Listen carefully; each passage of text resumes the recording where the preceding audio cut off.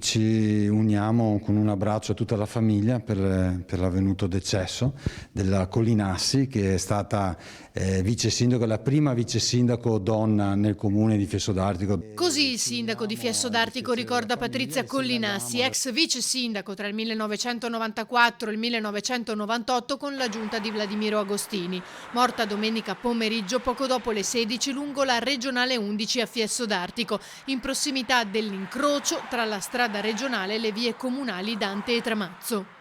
Patrizia Collinassi si trovava insieme ad altre due persone, stavano rientrando da una passeggiata domenicale quando, attraversando la strada, come vedete qui non ci sono strisce pedonali, le due persone che erano insieme a lei si sono fermate e hanno indietreggiato. La donna invece ha deciso di proseguire nell'attraversamento, ma è stata colpita in pieno dall'auto che sopraggiungeva da Dolo. Alla guida un 38enne padovano residente a Noventa che, secondo quanto riferito dai carabinieri di Stra, non è riuscito a frenare in tempo.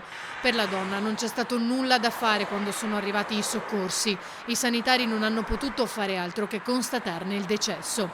I carabinieri hanno esaminato le immagini riprese dalle telecamere esterne del ristorante da Giorgio. L'incidente pone l'attenzione su vecchie polemiche legate alla pericolosità dell'arteria stradale. Segnaliamo alle autorità competenti di intervenire fuori del centro abitato di Fiesso d'Artico con degli interventi strutturali di messa in sicurezza della strada. Già da 10 anni fa la nostra amministrazione ha iniziato la messa in sicurezza in questi 4 chilometri di strada regionale 11, non ultimi gli interventi che vedete in centro del paese. Abbiamo iniziato con degli attraversamenti pedonali illuminati e con delle banchine in centro carreggiata, però il lavoro non è finito.